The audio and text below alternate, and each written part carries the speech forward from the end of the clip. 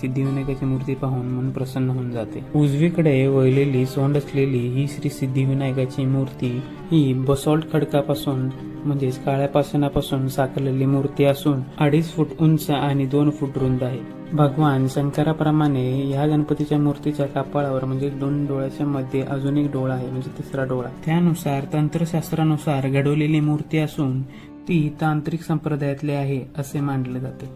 तसेच रिद्धी आणि सिद्धी सोबत असणे हे तांत्रिक गणपतीचे एक महत्त्वाचे प्रमाण मानले जाते। दंतकथेनुसार आपल्या आगरी कोळी बांधवांना मासेमारी करत असताना ही मूर्ती जाळ्यात सापडली। त्यानंतर ह्या मूर्तीची मंदिरात स्थापना करण्यात आली। तसेच मंदिराच्या आढळणाऱ्या लेखी पुराव्यानुसार लक्ष्मण विठू आणि देऊबाई पाटील यांनी 19 नोव्हेंबर 1801 मध्ये मंदिराची पुनर्बांधणी केल्याचे आढळून येते। जुन्या मंदिराच्या स्थापत्यकलेमध्ये फक्त सभामंडप आणि गर्भगृह व काही मोकळी जागा असल्याचे आढळून येते। वाढणाऱ्या गर्दीमुळे मंदिराची पुनर्बांधणी करण्यात आली। ती 1990 मध्ये सुरू होऊन 1993 मध्ये पूर्ण झाली आणि 3 वर्षात आपल्या या नवीन मंदिराची बांधणी पूर्ण झाली।